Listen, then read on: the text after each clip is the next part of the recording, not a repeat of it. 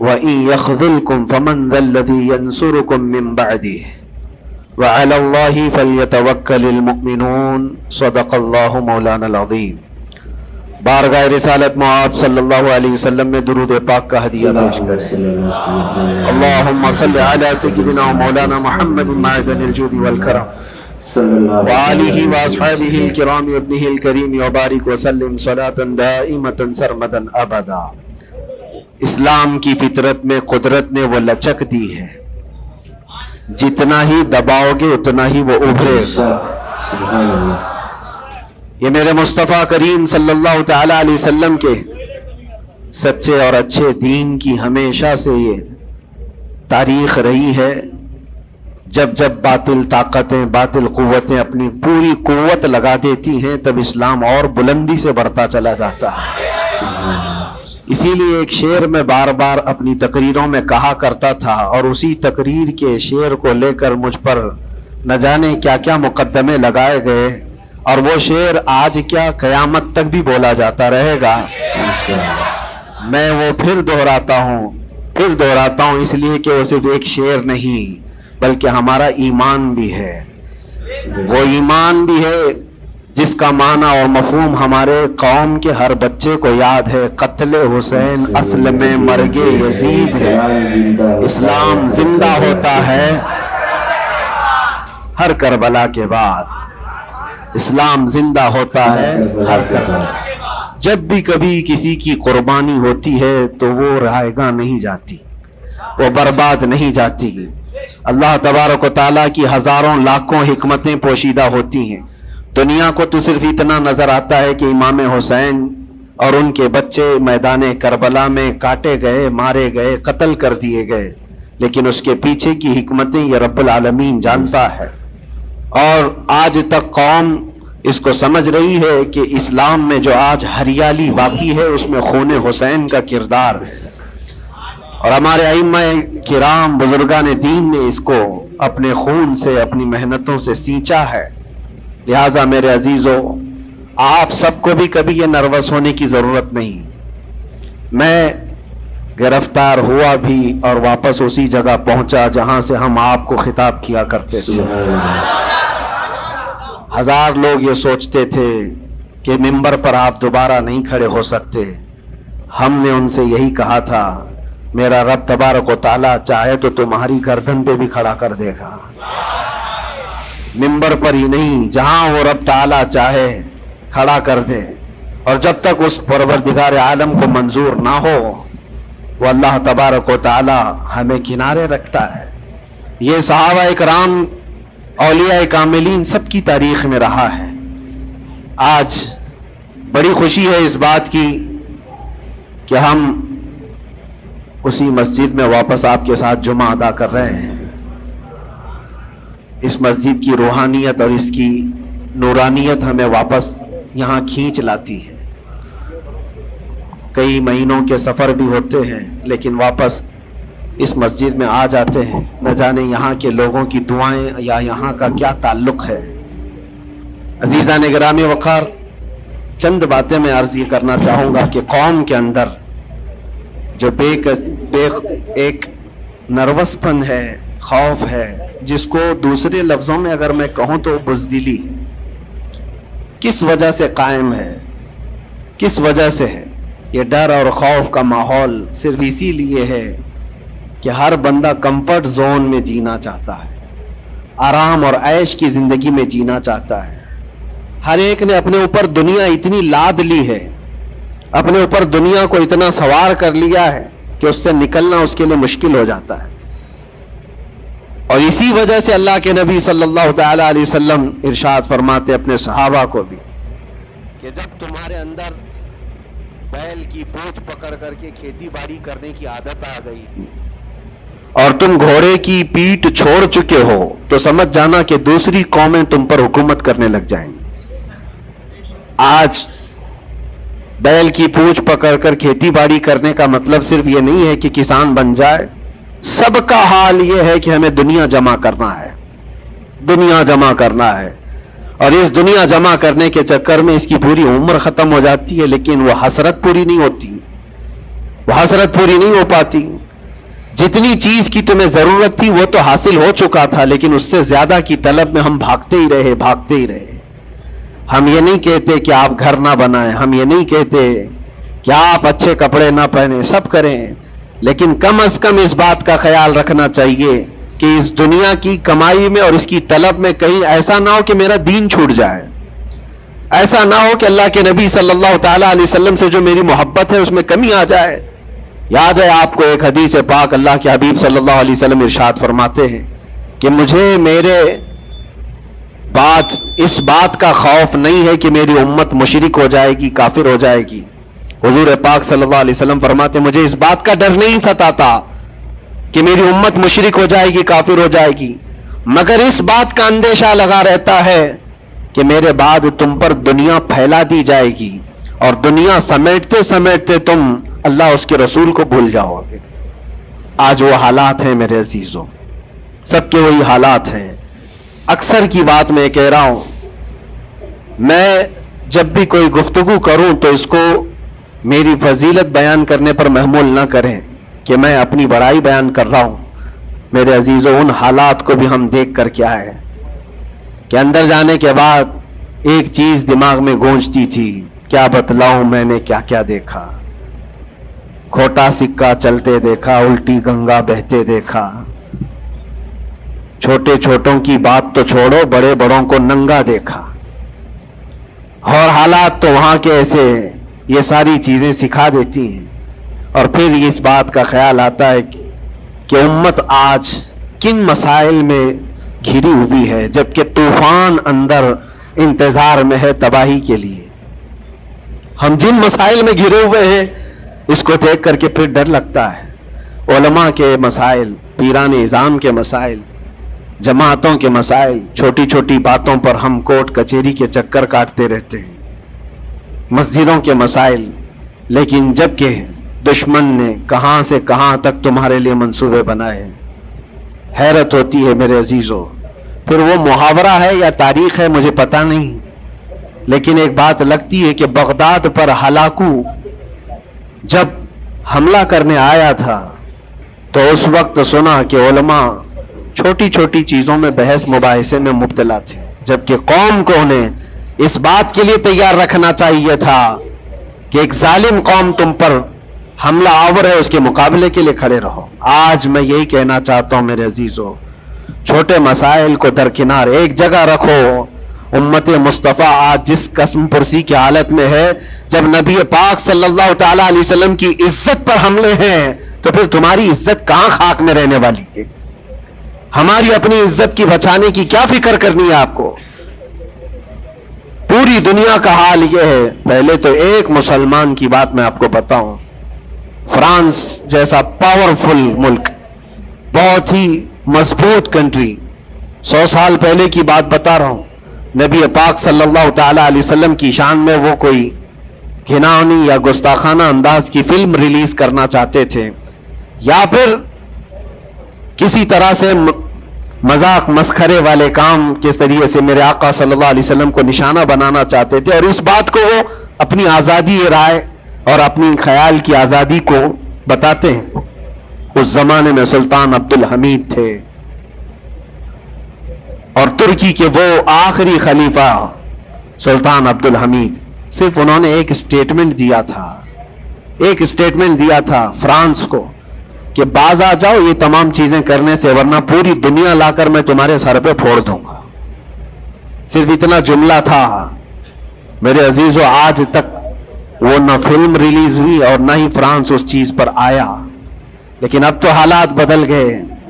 اب تو حالات ایسے بدلے کہ ہزاروں نہیں، لاکھوں نہیں، کروڑوں کی تعداد میں ہم موجود ہیں. اور پھر اسلامی ممالک کے نام پر پوری دنیا میں کتنے ملک ہیں؟ 57 ممالک اسلامی کہلاتے ہیں. لیکن کس کو فکر ہے میرے مصطفیٰ کریم صلی اللہ تعالیٰ علیہ وسلم کی عزت پر جب حملے ہوتے ہیں؟ اور یہ تمام حالات جب اپنا درد کا میں اظہار کرتا ہوں تو پھر لوگوں کو یہ لگتا ہے کہ یہ بھڑکاتے ہیں، اکساتے ہیں. میرے عزیزو، میں چاہتا ہوں کہ قوم اصل مسائل کو سمجھے. جو اصل مسائل ہیں ان کو سمجھو، فرض کو دیکھو، نفل کی طرف نہیں. پہلے تم پر جو فرض ہے اس کے لیے کھڑے ہو جاؤ. آج قوم کی بکھراؤ کو بھی دیکھتا ہوں تو ایک حدیث پاک میں آپ کے سامنے رکھتا ہوں. اللہ کے نبی صلی اللہ علیہ وسلم سے پوچھا گیا دین کیا ہے؟ میرے آقا صلی اللہ علیہ وسلم فرماتے ہیں الدین النصیحہ، دین خیر خواہی کرنے کا نام ہے، ہر ایک کے ساتھ اچھا برتاؤ. پھر پوچھا قلنا لمن یا رسول اللہ صلی اللہ علیہ وسلم، اے اللہ کے رسول کس کے لیے خیر خواہی کرنے کا نام دین ہے؟ اللہ کے رسول صلی اللہ علیہ وسلم فرماتے ہیں للہ ولکتابہ ولرسولہ وللائمۃ المسلمین وعامتہم، اللہ کے لیے، اس کی کتاب کے لیے، اس کے رسولوں کے لیے، اور مسلمانوں کے جو امام ہیں یا ان کے حاکم ہیں، ان کے لیڈر ہیں، ان کے لیے، اور تمام مسلمانوں کے لیے اچھائی کا ارادہ کرنا، بھلائی کا ارادہ کرنا، اسی کا نام دین ہے. دین کو اللہ کے نبی صلی اللہ تعالی علیہ وسلم نے ان تمام چیزوں کے ساتھ لگا کر کے آپ کو بیان فرمایا. اور آج میں اس میں سے ایک ٹکڑا ہی اگر بیان کروں کہ الدین النصیحہ لائمۃ المسلمین وعامتہم، مسلمانوں کے امام، مسلمانوں کے جو لیڈر ہیں ان کے لیے اور عام مسلمانوں کے لیے خیر خواہی کرنے کا نام دین ہے. اور آج میرے عزیزو اس بات کی بہت زیادہ ضرورت ہے، بہت زیادہ ضرورت ہے. اجتماعی طور پر سب دیکھیں کہ ہمارا مفاد کس میں ہے، امت کا کام کس میں ہو سکتا ہے. اور ایک حدیث میرے آقا صلی اللہ علیہ وسلم فرماتے ہیں من اصبح ولم یہتم، حضور اکرم صلی اللہ علیہ وسلم فرماتے ہیں من لم یہتم بامرنا فلیس منا، جو اس حال میں صبح کیا کہ میری امت کا خیال نہیں کیا، حضور فرماتے وہ ہم میں سے نہیں ہے، وہ ہم میں سے نہیں ہے. کتنی صبح ایسی ہوتی ہیں جو تم صبح اٹھ کر کے سوچتے ہو کہ امت کا کیا ہونا ہے. یا آقا کریم صلی اللہ علیہ وسلم فرماتے ہیں جس نے میری امت کا خیال نہیں کیا وہ مجھ میں سے نہیں ہے، وہ ہم میں سے نہیں ہے. عزیزان گرامی وقار، ہر ایک کو ایک درد ستاتا ہے کہ کل کیا کھاؤں گا، کل کیا پہنوں گا، میرا گھر کیسے بنے گا، میری جاب کیسے لگے گی. لیکن ان غربائے امت کے لیے کون سوچتا ہے جو کاٹے جا رہے ہیں، مارے جا رہے ہیں، جن کے گھر اجاڑے جا رہے ہیں، ان کے بارے میں کبھی دل کے اندر نرمی آتی ہے؟ اگر تمام مسلمانوں کے دلوں کے اندر یہ نرمی اور یہ رحم ہوتا تو میرے عزیزو حالات ایسے نہیں ہوتے، حالات ایسے نہیں ہوتے. صحابہ اکرام میں سے ایک مثال میں آپ کو بتا دوں کہ ہمارا دین آج جس کو ہم لے کر کے چل رہے کتنا بکھر گیا. سچ کہا تھا حالی نے کہ اے خاص ہے خاصان رسول وقت دعا ہے، امت پہ تیرے وقت عجب آ کے پڑا ہے. جو دین نکلا تھا بڑی شان سے اپنے وطن سے، آج وہ پردیس میں غریب الغربا ہے. آج دین اسلام کو ہم نے اجنبی بنا کر رکھا ہے، ہمارے گھروں میں ہی نہیں ہے، ہماری ذات پر نہیں ہے. ہم تو پھر دوسرے کو کیا تانا دیں گے؟ آپ اسلام زندہ باد کا نعرہ لگاتے ہیں اور اب اسلام کی حقانیت کو بلند و بالا انداز میں بیان کرتے ہیں، سڑکوں پر آ جاتے ہیں. تمہیں سڑکوں پر آ کر احتجاج کرنے کی کیا ضرورت ہے؟ تم اگر اسلام کو اتنا ہی پسند کرتے ہو تو اپنی بیویوں پر کیوں نہیں اسلام پسند کرتے؟ اپنی بچیوں پر، اپنے گھر والوں پر اسلام کو کیوں نہیں پسند کرتے؟ انہیں بے پردہ باہر جب گھمایا جاتا ہے تب اسلام زندہ باد کا نعرہ کیوں نہیں؟ یہ شادی ہال میں کبھی جا کر دیکھیں، یہ پارٹیوں میں جا کر دیکھیں، اندازہ بھی نہیں ہوتا کہ یہاں مسلمانوں کا جم غفیر ہے. میرے عزیزو ایک حدیث عرض کرتا ہوں، حضرت ابو دردہ رضی اللہ تعالیٰ عنہ سے منسوب ہے. حضرت عمر فاروق رضی اللہ تعالیٰ عنہ کا زمانہ خلافت ہے اور عادل کے وہ بادشاہ ہیں. بیٹھے ہوئے تھے، ایک شخص کو پکڑ کر لایا گیا عدالت میں، کہا گیا کہ اس نے قرض لیا ہے اور یہ دیتا نہیں ہے. تو جو قرض خواہ تھے وہ بھی صحابی تھے، انہوں نے کہا کہ یہ اجنبی آدمی مدینے کا تو ہے نہیں، لیکن میں نے اس کو پیسے دیے تھے، یہ واپس نہیں لوٹاتا اور آئیں کائیں کرتا رہتا ہے، بہانے بناتا ہے. حضرت عمر فاروق رضی اللہ تعالیٰ عنہ نے اس اجنبی شخص سے کہا اب تم کیا کہنا چاہتے ہو؟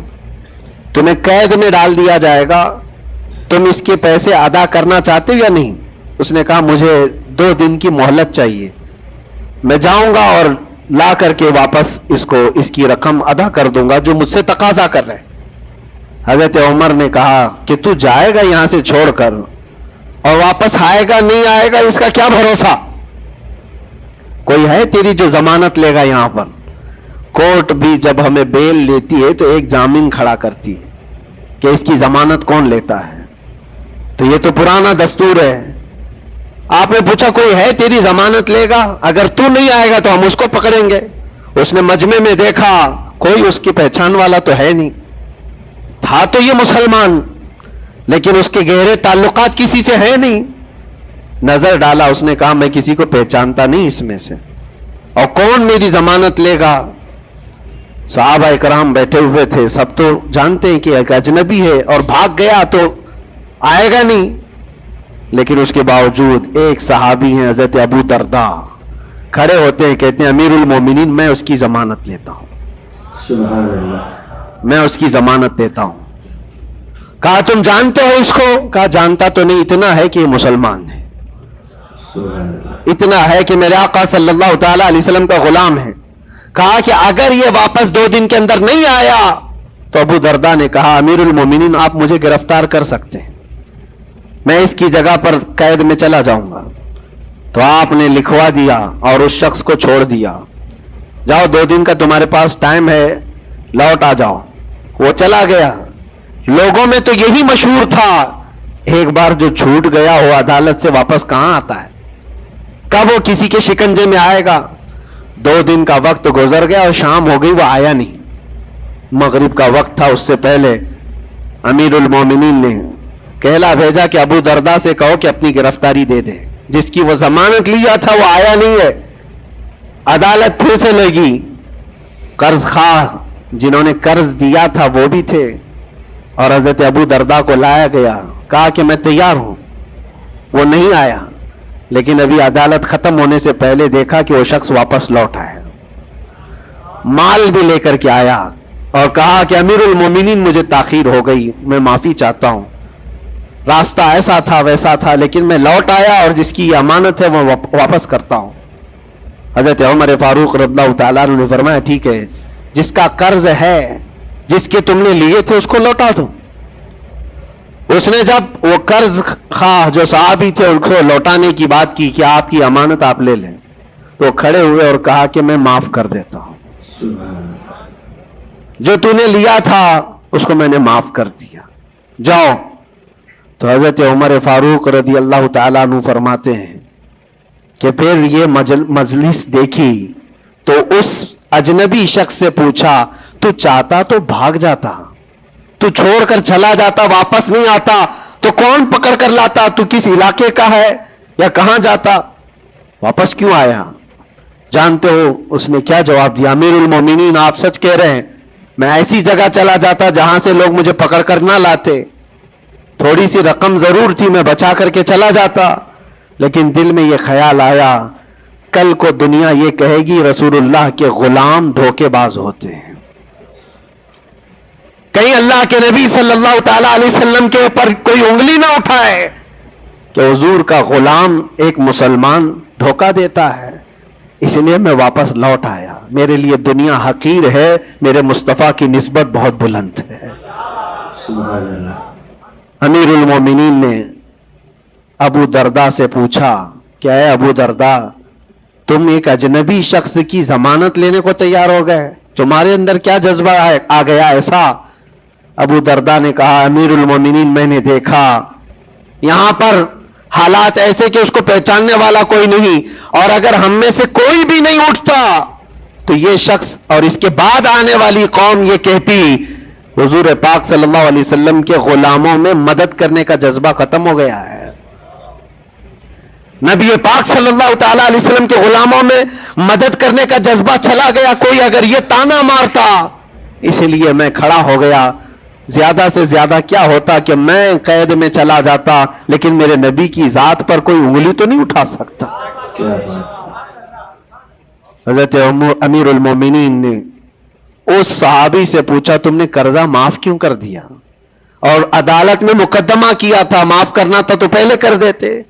آپ نے کہا کہ میں اس کو پہلے پہچانتا نہیں تھا, لیکن یہ جب 2 دن کا موقع لے کر گیا بھی اور واپس لوٹ آیا بھی تو امیر المومنین میرا تو یہ حق بنتا ہے کہ میں اس مسلمان کا قرض معاف کر دوں، اس لیے کہ میرے دل میں بھی یہ خیال آیا کہ اگر میں معاف نہ کرتا تو کل کو دنیا یہ کہتی کہ رسول اللہ کے غلاموں میں معاف کرنے کا جذبہ بھی چلا گیا۔ کیا بات ہے، یہ ہے پورا دین، یہ ہے پورا دین، ایک دوسرے کو معاف کرنے کا جذبہ، ایک دوسرے کی مدد کرنے کا جذبہ اور وعدے کو مکمل کرنے کا جذبہ، یہ کل ملا کر کے دین بنتا ہے۔ عزیزان گرامی وقار، آج جن حالات سے ہم گزر رہے ہیں، ہمارے درمیان نفرتوں کی دیواریں کھڑی ہیں، ایک دوسرے کو سلام کرنے سے بھی کتراتے ہیں، جبکہ مسجد کی صفوں میں شانے سے شانہ لگا کر کھڑے ہوتے ہیں۔ پھر وہ کون سا جذبہ ہے جو مر جا گیا ہے یا ختم ہونے کو آ گیا ہے؟ زندہ کرو۔ ہم اس نبی پاک صلی اللہ تعالی علیہ وسلم کی امت میں ہیں، اس نبی پاک صلی اللہ تعالی علیہ وسلم کی امت ہے جہاں ہماری جان جا رہی ہو لیکن میرے پڑوس میں کوئی پیاسا ہو تو ہم پانی نہ پی کر اسے پانی پلا دیتے ہیں۔ ہماری یہ تاریخ رہی ہے کہ نہیں رہی ہے؟ صحابہ اکرام کی یہ تاریخ ہے۔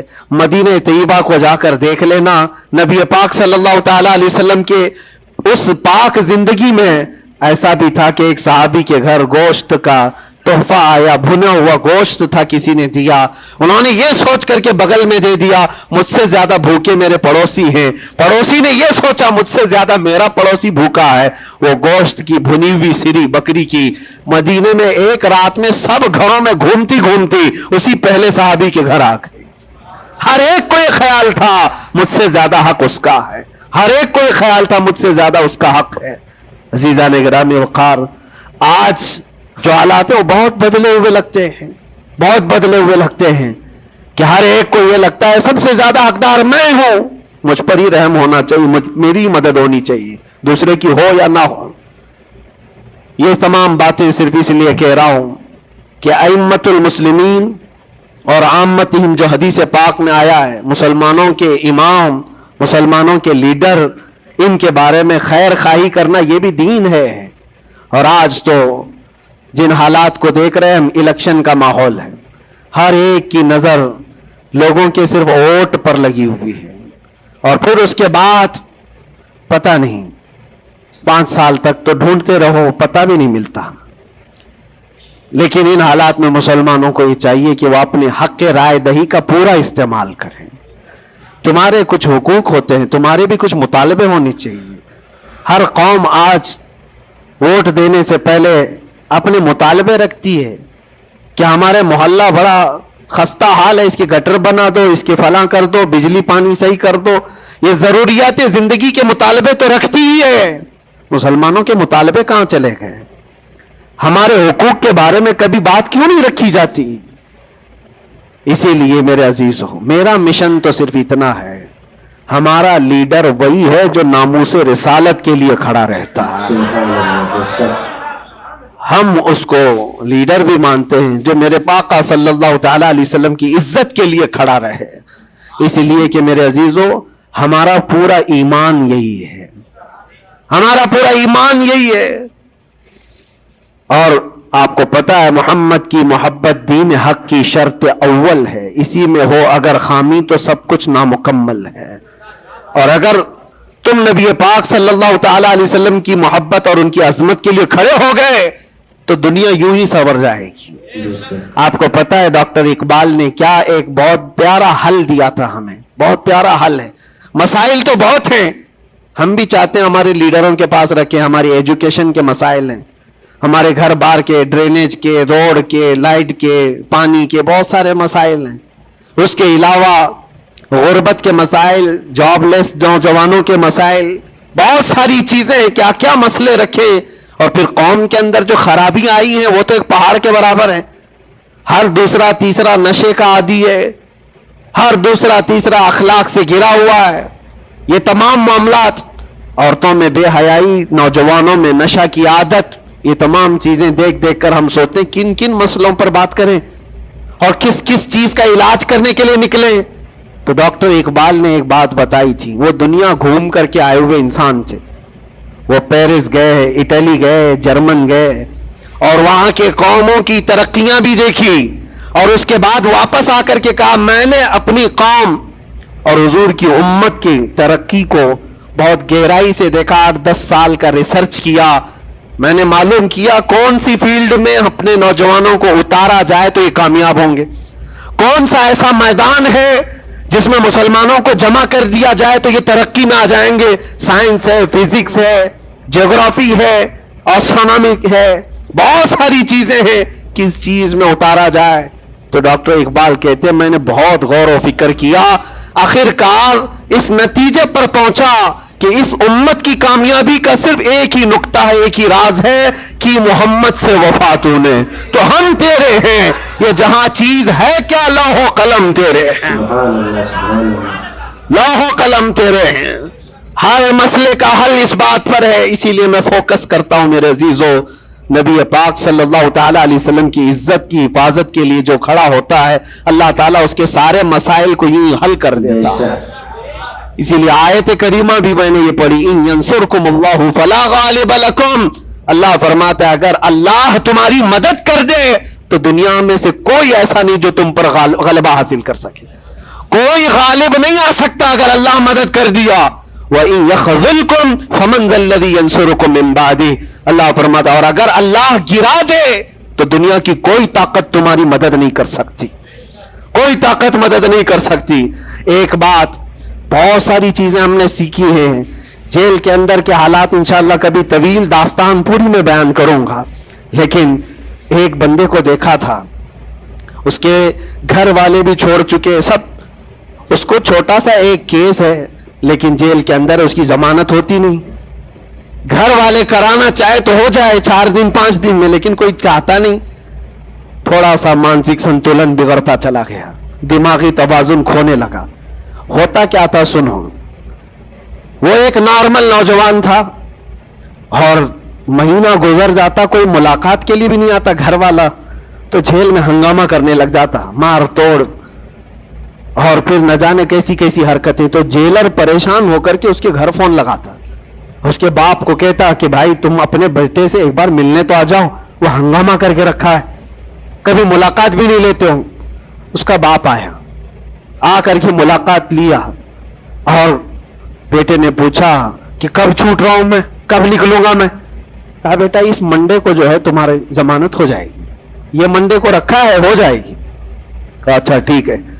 اتنا خوشی خوشی سب قیدیوں سے ملنے کے لیے آتا بیرک میں, اے منڈے تو میرا ہو گیا, میں جا رہا ہوں. میرے باپ نے کہا ہے منڈے آتا, ٹیوزڈے آتا, وینسڈے آتا, سب چلا جاتا, ختم. پھر 10-15 دن گزر جاتے, باپ بھی نہیں آتا, بھائی بھی نہیں آتا, اور پھر مہینہ گزرنے کو آتا, پھر اس کا دماغی توازن بگڑنے لگتا, پھر ہنگامہ کرتا, پھر جیلر فون کر کے بلاتا باپ سے کہ ملنے کیوں نہیں آتے ہو. باپ آتا, بیٹا کوئی بات نہیں, کچھ مسائل میں گھرے ہوئے ہیں, ہو سکتا ہے جان بوجھ کر کے اس کے گھر والے کر رہے ہوں, کچھ لوگوں کو زبردستی جیل میں رکھا جاتا ہے, گھر والے ہی رکھتے, باہر سے اچھا ہے یہاں کھاتے پیتے آرام سے رہو, دوسروں کی زندگی اجیرن کرنے سے بہتر ہے کہ یہاں رہو.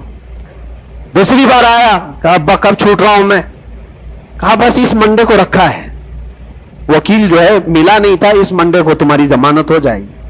پکی بات لے کر کے آتا پھر, اور یہاں پر بالکل عیش موج مستی میں کہ اس منڈے تو جا رہا ہوں میں. دوسرا منڈے آیا, اس کے بعد پھر چلا گیا. ایسا 4 بار ہوا, اور سب قیدیوں میں بات مشہور تھی کہ یہ منڈے کو جانے والا ہے, اور سب اس کو چھیڑتے تھے. جب کبھی اس کی ملاقات آتی تو کہتے منڈے کو جا رہا ہے نا. یہ بات مذاق کے طور پر چلتی رہتی تھی, لیکن کسی کے ساتھ ہم مذاق کرتے ہیں, یہ نارمل لائف ہوتی ہے. لیکن اس لڑکے کے متعلق میں نے ایک بات سیکھی, 4-5 مرتبہ ہوگی بات ہے, وہ ملاقات لے کر کے واپس آ رہا تھا, ابھی اس نے کچھ کہا ہی نہیں, ساری بیرک میں سب بولنے لگ گئے کہ منڈے کو ہے نا تیری ضمانت. تو اتنا چڑ گیا, کیا پتا اس کو بہت ہرٹ ہوا, تکلیف ہوئی. اس نے گرج کر کے چیخ کر کے کہا, گالی دے کر کے کہا قیدیوں کو کہ تم سب گھرے ہوئے لوگوں, ایک بات میری سن لو, خدا جس دن میرا لکھ دے, جس دن لکھ دے, اس دن سب کے منہ تمہارے کالے ہوں گے اور کوئی مجھے دروازے میں اندر نہیں رکھ سکتا. جس دن میرے چھوٹنے کا وہاں سے آ جائے پروانہ, لکھا ہوا کہ یہ دن یہ بندہ چھوٹنے والا ہے. اس کے بعد وہ کہتا ہے مجھے یہاں کا پرائم منسٹر بھی نہیں روک سکتا. کیا بات ہے، سبحان اللہ. میں نے دیکھا اتنا یقین ہے اس کو. ایک تو اپنے باپ سے ہر بار سنتا تھا اس بار ضمانت ہو جائے گی، اس بار ضمانت ہو جائے گی، اور حقیقت میں میرے عزیزوں یہ جمعرات کا دن تھا جب وہ اپنے باپ سے ملاقات کر کے آیا تھا. اس کو تانا مارا جا رہا تھا منڈے کو جا رہا ہے. تب اس نے کہا تھا جس منڈے کو بھی میرا رب لکھ دے، جس دن بھی لکھ دے کہ اس کو اس دن یہاں سے نکلنا ہے، پوری طاقتیں مل کر کے بھی مجھے دروازے کے اندر نہیں رکھ سکتی. اتفاق کی بات ہے اسی منڈے کو اس کی ضمانت بھی ہو چکی تھی. کیا بات ہے، سبحان اللہ. وہ جا بھی رہا تھا، بسترے اٹھایا، سارا سامان اٹھایا اور سب کو پلٹ کر کہنے لگا دیکھا حقیقت میں جو بیل ملتی ہے، جو ضمانت ملتی ہے وہ رب ذوالجلال کے فیصلوں سے ہوتی کیا ہے. بات ہے، سبحان اللہ. یہ یقین اور توکل کی بات میں عرض کر رہا ہوں. عزیزان گرامی وقار، بہت سارے ایسے مسائل ہیں، اسی لیے میں آپ سے کہتا ہوں اگر اللہ مدد کر دے تو کوئی غالب نہیں آ سکتا، اور اگر اللہ تعالیٰ گرا دے تو پھر کوئی مدد بھی نہیں کر سکتا. اسی لیے اللہ تبارک و تعالیٰ کی مدد کس کے لیے آتی ہے وہ بھی قرآن کہتا ہے وَكَانَ حَقًّا عَلَيْنَا نَصْرُ الْمُؤْمِنِينَ. ہم نے اپنے اوپر لازم کر لیا ہے کہ ایمان والوں کی مدد کریں گے. اور ایمان والا ہے کون؟ لا يؤمن احدكم حتى اكون احب اليه من والده وولده والناس اجمعين.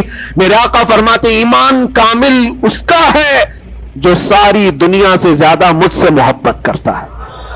مفہوم حدیث عرض کر رہا ہوں، اپنے ماں باپ، اپنے اولاد، اپنے مال دولت، سارے انسانوں سے زیادہ اللہ کے رسول سے محبت کرتا ہے تو اس کا ایمان کامل ہے.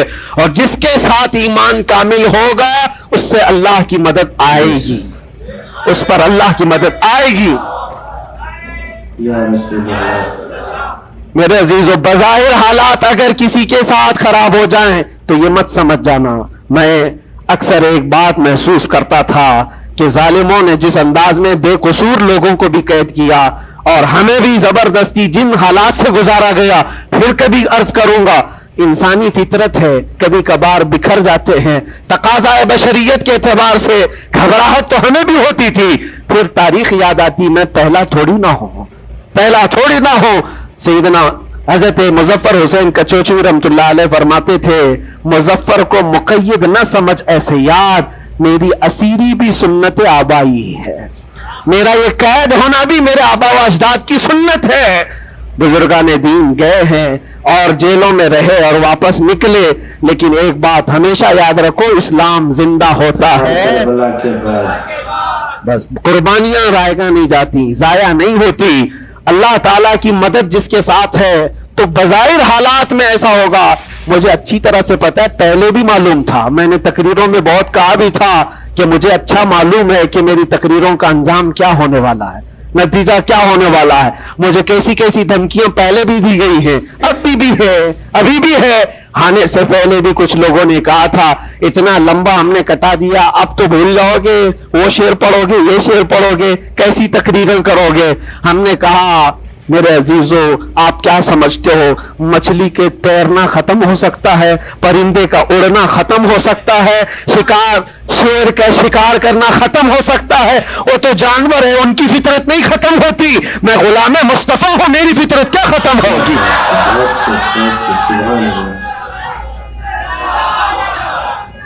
یا رسول اللہ. میں غلام مصطفیٰ ہوں، حق بات بولنا میری فطرت ہے اور ہم اپنی فطرت سے بغاوت نہیں کرتے.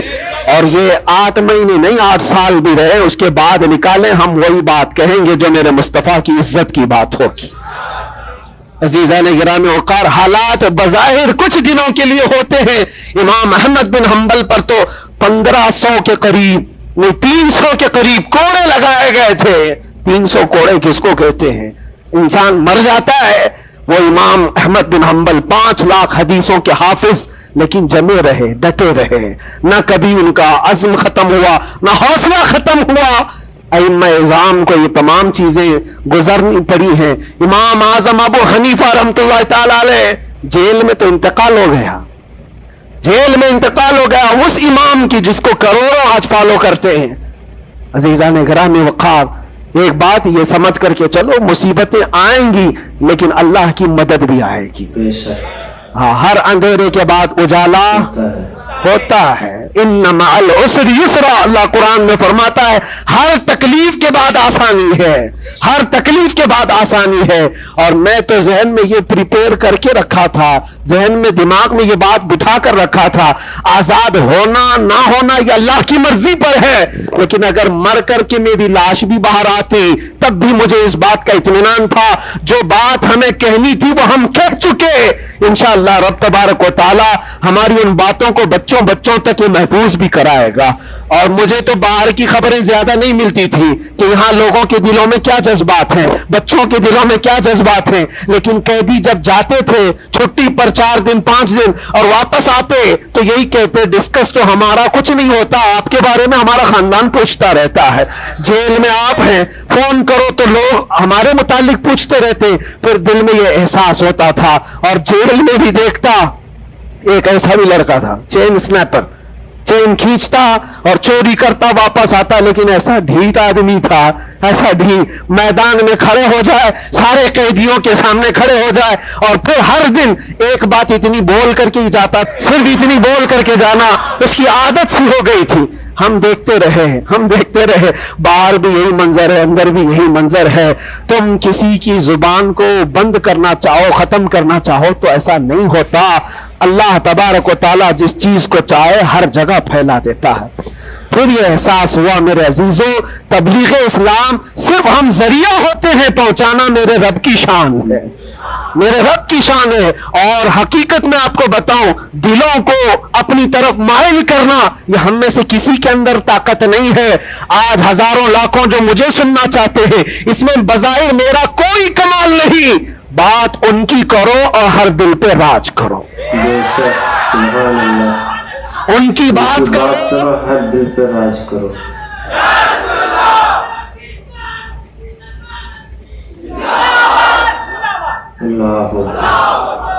اسی لیے آج کے حالات میں آخری باتیں عرض کر رہا ہوں. میں معذرت چاہتا ہوں، آج تھوڑا سا وقت زیادہ ہوا ہے، اس لیے کہ یہ ہماری مسجد ہے اور ہمارے اوپر کوئی یہاں پابندی نہیں ہے. یہاں پر الحمدللہ جو لوگ بیٹھے ہیں 8 مہینے کے بعد سن رہے، 9 مہینے کے بعد سن رہے، تو تھوڑی کسر میں بھی نکال لوں. اس لیے میں تھوڑا زیادہ وقت آپ کے ساتھ لے رہا ہوں. ان حالات کے ساتھ جو آپ کو فیصلہ لینا ہے میرے عزیزوں، سوچ سمجھ کر کے اپنا مطالبہ بھی تو رکھو، اپنا مطالبہ بھی رکھو کہ ہم ان لیڈروں کے ساتھ کھڑے ہیں جو 500 روپے بانٹ کر کے گلے میں پٹے ڈلوا کر کے ہمیں نعرے لگوا کر کے گھما لے. بس نہیں، ہمارا مقصد اور ہمارا مطالبہ اتنا ہو، ان حکام، ان لیڈروں کے پاس یہ بات رکھو، میرا گھر میرا محلہ نہ بنا پایا تو کوئی بات نہیں، لیکن اتنا وعدہ کرو کہ میرے مصطفیٰ کی عزت پر جب بات آئے تو تم ڈٹ کر کھڑے رہو گے. یہ گستاخیوں کا ماحول ختم ہونا چاہیے کہ نہیں ہونا چاہیے. اسی لیے میرے عزیزوں، اور بظاہر ہماری بات یہ ہے کہ ہم سب سے ان لوگوں سے محبت ضرور کرتے ہیں جو قوم و ملت اور ملک کی فلاح و بہبودی اور میرے حضور پاک کی عزت کے لیے کھڑے ہوتے ہیں. ہم ان کے ساتھ ہیں کسی بھی طرح سے. ہمارا تو مقصد، ہمارا مشن صرف اتنا ہے، کسی کی جے بجے کیوں پکارے، کیا غرض ہم کو، ہمیں کافی ہے سید اپنا نعرہ، ہمیں کافی ہے سید اپنا نعرہ یا رسول اللہ.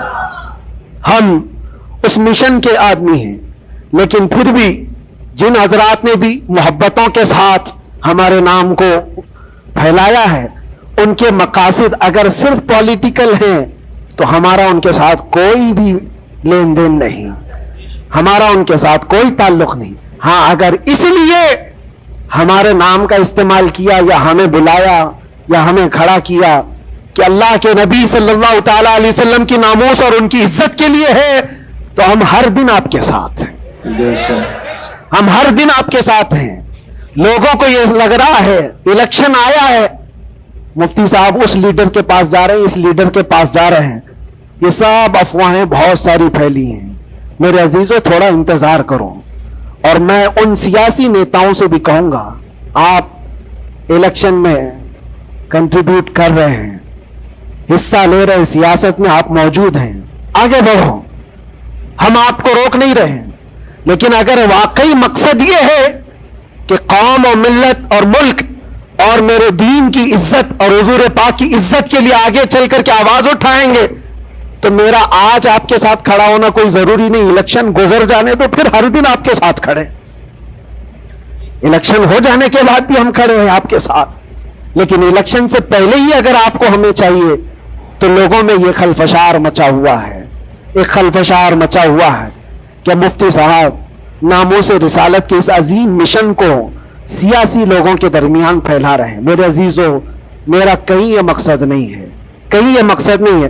اللہ نے جو کرسی دی ہے نا وہ بہت بڑی کرسی ہے. ہم نے جو اللہ تعالیٰ کا انعام ہمارے پاس ہے وہ الیکشن سے حاصل کیا ہوا نہیں ہے, وہ رب کے سلیکشن سے ملا ہوا ہے. ہمارے پاس اللہ تبارک و تعالیٰ کا دیا ہوا انعام کافی ہے, لیکن ان سیاسی حضرات کے ساتھ ہمارا تعلق اسی لیے ہے کہ آپ آواز بلندی کے ساتھ اٹھا سکتے ہو اور سسٹم میں آپ بیٹھ کر کے اپنی قوم, ملک, سب کی فلاح و بہبودی کی بات کر سکتے ہو. اس لیے ہم کھڑے ہیں, اس لیے نہیں کہ آپ 500,000 روپے دے دیں گے, اس لیے نہیں کہ آپ ہمارا گھر گاڑی بنگلہ خرید کر کے کچھ دے دیں گے. عزیزان گرامی اوقات, میرے آنے کے بعد سے لے کر آج تک, ابھی تک مہینہ نہیں گزرا ہوگا, لیکن میں نے حالات اتنے دیکھے کہ ہر کوئی یہ چاہتا ہے راتوں رات مجھے دولہا بنا دے. بہت سارے معاملات ایسے دیکھے. اس لیے میں سب سے یہ گزارش کروں گا, آج کا یہ میرا پیغام ہے کہ ہمارا مشن ناموس رسالت, ہمارا مشن تحفظ ناموس رسالت ہے, اور اس کے لیے ہم ہر طرح سے کھڑے ہیں. لیکن خالص سیاست کے لیے, خالص ووٹنگ کے لیے, خالص الیکشن کے پرچار کے لیے مجھ جیسے کا نام استعمال نہ کریں. یہ میرا مشورہ ہے, یہ میرا پیغام بھی ہے. آپ کے لیے پوری زندگی ہم کھڑے ہیں صرف الیکشن کے لیے. اس عظیم اور اس عظیم مشن کو اور اس مقدس مشن کو بدنام کرنے کی کوشش نہ کریں.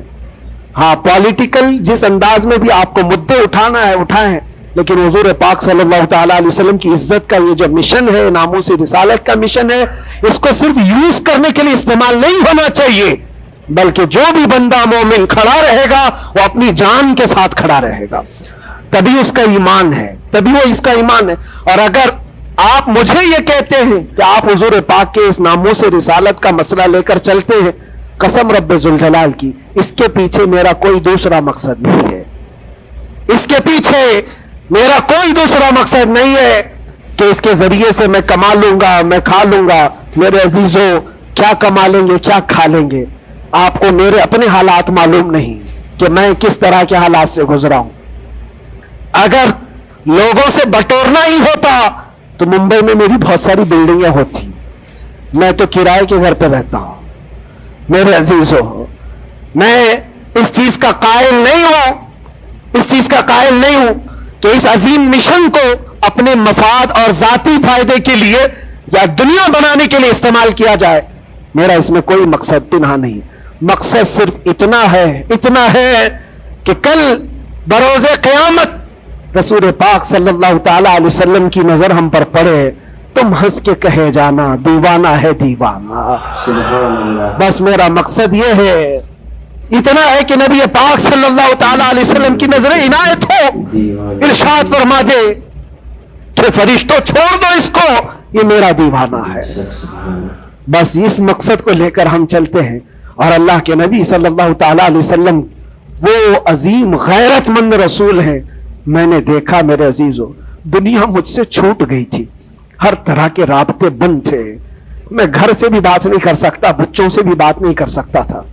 مجھے اندھیری کوٹھری میں رکھا گیا تھا جہاں سے آسمان بھی نظر نہ آئے. کئی دن گزرتے رہے, لیکن قسم ہے اللہ رب العزت کی, اس کے ذات کی, اس رسول پاک صلی اللہ علیہ وسلم سے جس سے ہم محبت کرتے تھے, انہوں نے ہمیں تنہا نہیں چھوڑا. میرے مصطفیٰ نے تنہا نہیں چھوڑا. ہم نے جو وہاں دیکھا ہے وہ بیان سے بھی باہر ہے. کسی دن نہ پھسلنے دیا, کسی دن نہ بہکنے دیا, کسی دن نہ ٹوٹنے دیا. جس طرح مضبوطی کے ساتھ کھڑے تھے باہر اسی طرح کھڑے رہے, ورنہ تنہا رہتے وہاں پر آدمی ڈپریشن کے شکار میں پاگل ہو جاتے. پاگلوں کا پورا ایک یاد بنا ہوا ہے. لوگ اپنے ذہنی دن اور توازن کھو چکے ہیں. पेशाब पखाने उनके कपड़ों में होने लगते हैं। पागलों का यार्ड है, लेकिन उनको हुकूमत छोड़ती नहीं है। जो जेल में पागल हो गए उनके लिए भी एक यार्ड है। ऐसे कितने लोग हैं, उनको देखकर घबराहट तो होती थी, लेकिन फिर तन्हाई में जब मेरे मुस्तफ़ा करीम सल्लल्लाहु अलैहि वसल्लम को याद करते हैं तो फिर वो अपने चेहरे जमाले जहां आरा से जो मुशर्रफ करते, जो इनामात देते थे, वो मेरे लिए काफी है। उसके बाद फिर किसी चीज की हाजत नहीं होती थी। फिर वो सहाबा की बात याद आती थी, वो सहाबा की बात याद आती। एक खातून मदीने की जंगे उहद में जिनके बाप शहीद हो गए, जिनका भाई शहीद हुआ, जिनका शोहर शहीद हुआ, बेटा भी शहीद हुआ, एक जंग में 4 लोग शहीद हुए। वो औरत कहती है मुझे एक बार रसूलुल्लाह को दिखा तो दो, मेरे आका सलामत है या नहीं। वो कहते हैं सहाबा कि हाँ वो सलामत है। वो खातून मेरे मुस्तफा के चेहरे को देखती है और उसके बाद कहती है कुल्लु मुसीबतिन बादक जुललुन या रसूल अल्लाह, अल्लाह के रसूल आपके होते हुए हर मुसीबत हल्की है। आप अगर सलामत हैं तो हर मुसीबत छोटी है। इसीलिए उनका ही ये नारा था सहाबा का, हर सितम हर जुल्म गवारा है, हर सितम हर जुल्म गवारा है या रसूल अल्लाह, बस एक बार तू कह दे कि तू हमारा है, एक बार तुम कह दो कि तू हमारा है, हर सितम हर जुल्म हमें गवारा है। अल्लाह करीम हम सबको हुजूर पाक की मोहब्बत में जीने मरने की तौफीक अता फरमाए। अल्लाह करीम हमें आखिरी सांस तक इस मिशन पर कायम व दायम रखे। जालिमों के जुल्म से, काफिरों के कुफ्र से, मुशरिकीन के शिर्क से अल्लाह हमारी हिफाजत फरमाए और हम सबको मौला तवक्कुल और यकीन की दौलत अता फरमाए। और आज के हालात के एतबार से मौला ताला हमें सही तरीके के हुक्काम नसीब फरमाए और शरीर हाकिमों से अल्लाह हम सब की हिफाजत फरमाए। व आखिर दावाना अल्हम्दुलिल्लाहि रब्बिल आलमीन। अस्सलामु अलैकुम व रहमतुल्लाहि व बरकातुहू। आज के वीडियो में इतना ही। बस आप लोग को कैसा लगा मुफ्ती सलमान एजाज़ी साहब का बयान नीचे कमेंट करके जरूर बताएं और वीडियो को अभी तक लाइक नहीं किया तो प्लीज़ वीडियो को लाइक करके दोस्तों में शेयर कर दे ताकि आने वाले हर वीडियो का नोटिफिकेशन आप लोग के मोबाइल पे पहुंचता रहे। नेक्स्ट किस टॉपिक पर आप लोग वीडियो देखना चाहते हैं नीचे कमेंट करके ज़रूर बताएं। आप लोग मुझे इजाज़त दे, फिर मिलते हैं किसी नेक्स्ट वीडियो में। अल्लाह हाफिज।